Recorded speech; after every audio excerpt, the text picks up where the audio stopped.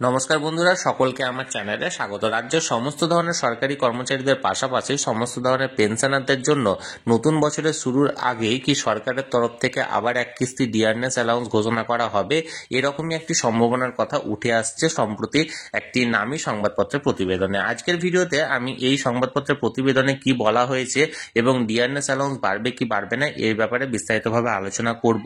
ভিডিওটি অত্যন্ত গুরুত্বপূর্ণ, তাই প্রথম থেকে শেষ পর্যন্ত অবশ্যই ধৈর্য সহকারে দেখবেন এবং ভালো লেগে থাকলে অবশ্যই একটি লাইক করবেন এবং সকলের সঙ্গে শেয়ার করবেন। আর সেই সাথে এই চ্যানেলে যদি প্রথমবার হয়ে থাকেন এই রকমের ইনফরমেটিভ ভিডিও আরো দেখার জন্য যারা এখনো পর্যন্ত চ্যানেলটিকে সাবস্ক্রাইব করেননি তারা অবশ্যই চ্যানেলটিকে সাবস্ক্রাইব করে নিতে ভুলবেন না।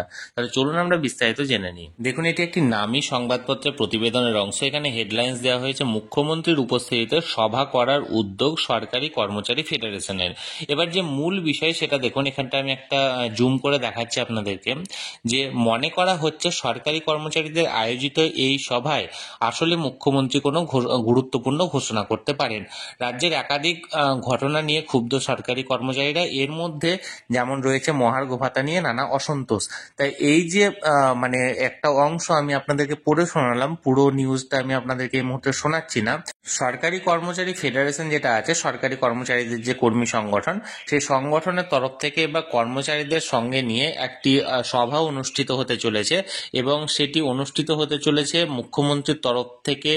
যে প্রতিনিধি মন্ত্রী মানস ভূঁইয়া, উনি এই ব্যাপারে উদ্যোগী নিয়েছেন এবং এই সভাতে মুখ্যমন্ত্রীকে আমন্ত্রণ জানানো হয়েছে এই সভাতে উপস্থিত থাকার জন্য। এবার মাননীয় মুখ্যমন্ত্রী যদি উপস্থিত থাকেন তাহলে সেক্ষেত্রে তাদের বিভিন্ন রকমের দাবি দেওয়া আছে, যার মধ্যে একটি অত্যন্ত গুরুত্বপূর্ণ দাবি দেওয়া হলো বকেয়া মহার্ঘ ভাতা বা ডিয়ারনেস অ্যালাউন্স সংক্রান্ত। তাই মনে করা হচ্ছে যে মাননীয় মুখ্যমন্ত্রী যদি এই সভাতে উপস্থিত থাকেন তাহলে এই সভা থেকে হয়তো কোনো রকম কোনো ডিয়ারনেস অ্যালাউন্স বা এক কিস্তি ডিয়ারনেস অ্যালাউন্স ঘোষণা করতে পারেন সরকারি কর্মচারী এবং পেনশনারদের জন্য। আর মানে এর আগেও অতীতেও দেখা গিয়েছে যে মাননীয় মুখ্যমন্ত্রী সরকারি কর্মচারী ফেডারেশনে যদি কখনো উপস্থিত থেকেছেন সেই সভায়, তাহলে অতীতেও দেখা গেছে যে কোনো রকম কোনো ডিয়ারনেস অ্যালাউন্স ঘোষণা করা হয়েছে। তাই এবারও এই আশাটুকু করা হচ্ছে যে মাননীয় মুখ্যমন্ত্রী যদি এই সভাতে উপস্থিত থাকেন তাহলে হয়তো সরকারি কর্মচারীদের জন্য এক কিস্তি বকেয়া মহার্ঘ ভাতা ঘোষণা করতে পারেন এই সভা থেকে। তাহলে বন্ধুরা, এখানে একটি নামী সংবাদপত্রের প্রতিবেদনে যে ঘটনাটি বলা হয়েছিল সেটি আমি আপনাদের সামনে তুলে ধরলাম। এই নিয়ে যদি আপনাদের কোনো মতামত থাকে অবশ্যই কমেন্ট করুন, আর যদি কোনো প্রশ্ন থাকে অবশ্যই করুন। আর এই ভিডিওটি ভালো লেগে থাকলে অবশ্যই একটি লাইক করুন এবং সকলের সঙ্গে শেয়ার করুন। আর সেই সাথে এই চ্যানেলে যদি প্রথমবার হয়ে থাকেন এই রকমের ইনফরমেটিভ ভিডিও আরো দেখার জন্য যারা এখনো পর্যন্ত এই চ্যানেলটিকে সাবস্ক্রাইব করেননি তারা অবশ্যই চ্যানেলটিকে সাবস্ক্রাইব করে রাখুন। ধন্যবাদ, দেখা হচ্ছে পরের ভিডিওতে।